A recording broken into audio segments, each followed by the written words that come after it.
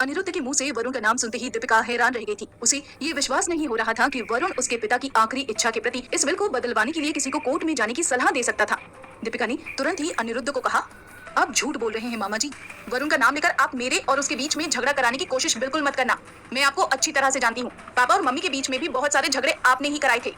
ये सुनकर अनिरुद्ध बोला, मैंने सच क्या बोला? तुम तो मेरा अपमान करने पर उतर आई। तुम्हारे पति और तुम्हारे बीच में कैसा भी रिश्ता हो, मुझे इससे कोई फर्क नहीं पड़ता। मेरी दीदी के साथ अन्याय हो रहा है, बस इसी बात की मुझे चिंता है और बस इसीलिए मैं दीदी को लेकर कोर्ट जरूर जाऊंगा।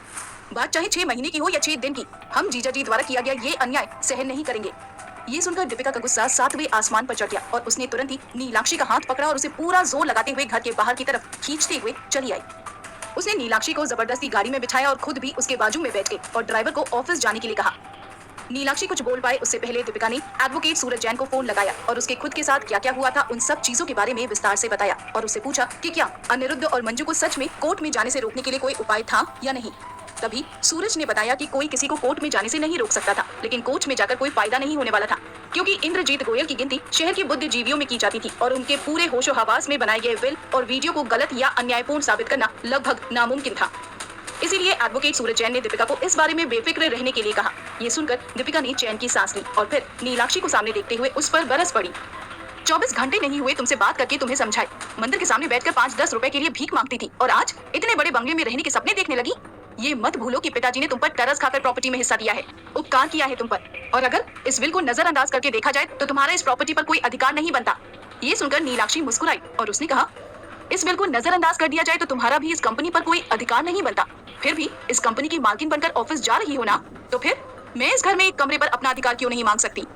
दीपिका बोली, क्योंकि तुम्हें वहाँ पर कोई पसंद नहीं करता और तुम्हारा वहाँ पर होना सबके लिए मुसीबत खड़ी कर रहा है।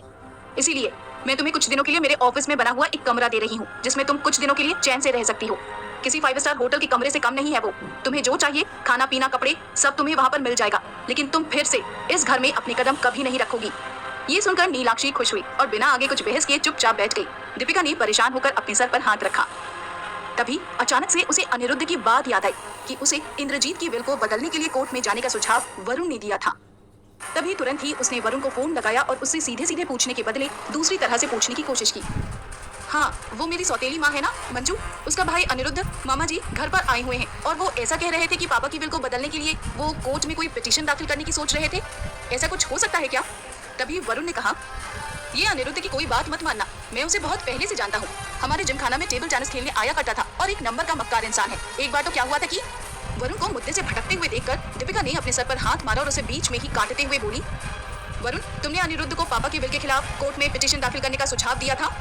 वरुण अचानक से दीपिका के बदले हुए टोन को देखकर हैरान रह गया और उसने कहा, मैंने उसे ये नहीं कहा था, ऐसा इस तरह से नहीं कहा। मैंने उसे ये कहा था कि वरुण से सीधा जवाब ना मिलते हुए दीपिका ने चिढ़ते हुए वरुण की बात को फिर से काटते हुए कहा, तुमने कहा था या नहीं? सिर्फ हाँ या ना में जवाब दो वरुण, इस तरह से चीजों को घुमाओ मत। इस पर वरुण ने कहा, हाँ।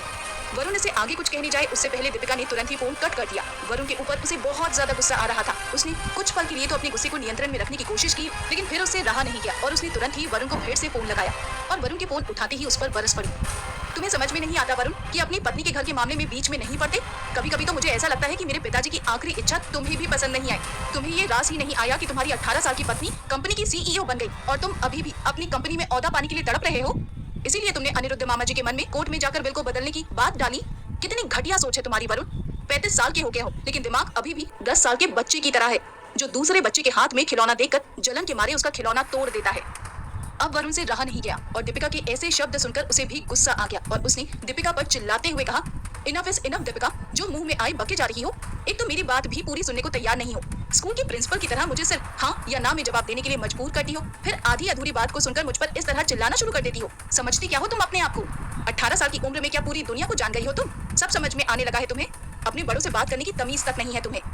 एक बात याद रखना दीपिका, जिस कंपनी की मालकिन बनकर तुम इतना इतरा रही हो ना, उस कंपनी को चुटकी बजाकर खरीद सकते हैं हम, लेकिन पापा ने इंद्रजीत अंकल का मान रखते हुए कभी उस कंपनी को खरीदने की कोशिश नहीं की। नहीं तो आज तुम इस कंपनी की मालकिन नहीं बल्कि एक साधारण कर्मचारी होती। और एक बात, आज के बाद मुझसे बात करने की कोशिश तक मत करना। जिस दिन तुम्हें बात करने की तमीज आ जाए ना, उस दिन आना मेरे साथ बात करने। ये कहकर वरुण ने फोन रख दिया। दीपिका ने भी गुस्से में अपने फोन को सीट पर पटक दिया। तभी नीलाक्षी ने दीपिका से कहा, अपने पति से इस तरह बात नहीं करते।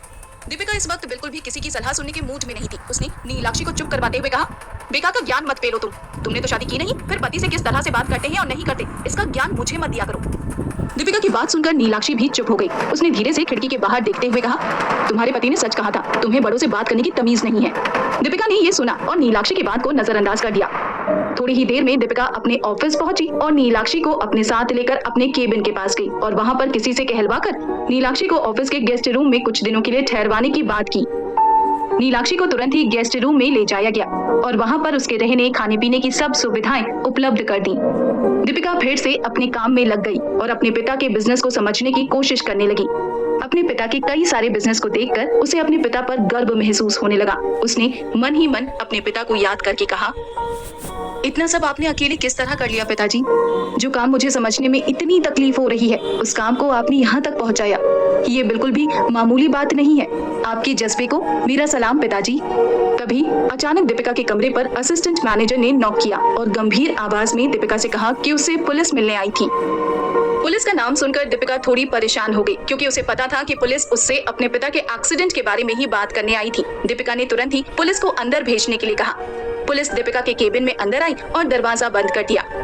दीपिका के साथ बैठकर उन्होंने गंभीर चर्चा करनी शुरू कर दी।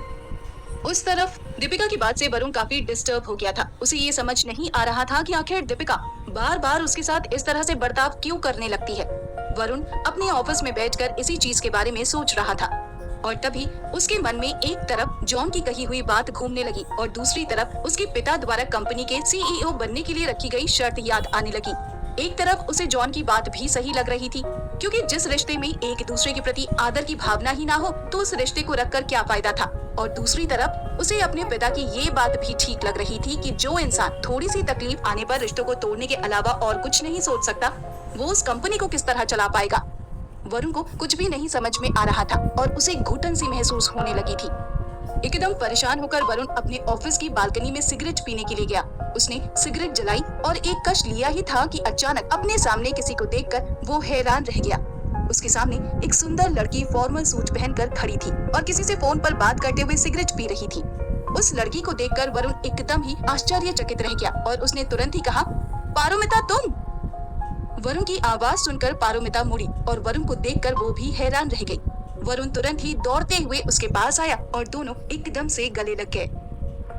कौन थी ये पारोमिता? क्या रिश्ता था उसका वरुण के साथ? पारोमिता का वरुण की जिंदगी में आना किस ओर संकेत कर रहा था? पारोमिता का वरुण और दीपिका के रिश्ते पर क्या प्रभाव पड़ेगा? आखिर पुलिस दीपिका से किस बारे में गंभीर चर्चा करने के लिए आई थी? दीपिका और वरुण के बीच हुआ ये झगड़ा उन दोनों के रिश्तों के बीच और दरार पैदा करेगा? क्या दीपिका के इस बर्ताव के कारण वरुण के मन में तलाक का विकल्प और मजबूत होगा? जानने के लिए सुनते रहिए मिसमैच्ड इश्क ओनली ऑन पॉकेट एफएम।